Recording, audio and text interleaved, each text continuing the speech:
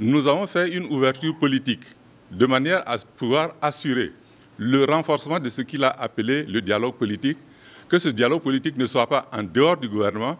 qu'il puisse commencer à l'intérieur du gouvernement et se poursuivre avec les autres forces politiques qui ne sont pas associées au gouvernement. Et c'est ainsi que le ministre d'État, auprès du président du Faso, chargé de la réconciliation nationale, a été appelé, à savoir le président Diabré, qui est avec nous et qui a accepté de s'associer aux actions du gouvernement pour accélérer le processus de réconciliation nationale et de la cohésion sociale que nous avons préconisé, que le président du Faso a annoncé au cours de la campagne qui a conduit à son élection. Nous avons également tenu à faire en sorte que d'autres forces politiques puissent s'associer à nous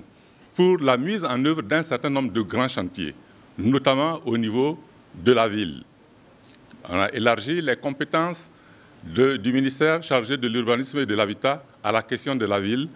parce que la réforme foncière qui doit nécessairement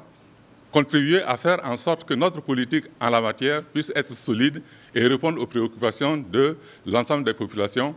devait être conduite par des hommes qui avaient la maîtrise juridique de ces différentes questions. C'est pourquoi nous avons appelé le président de l'UNIR-PS, qui s'est associé à nous pendant longtemps pour conduire les actions du gouvernement et qui aujourd'hui a pris en charge cet aspect de la question pour que nous puissions avancer de façon sereine et rapide sur les questions de la relecture du code foncier, la relecture du code immobilier et la mise en œuvre d'un certain nombre de politiques concernant la ville.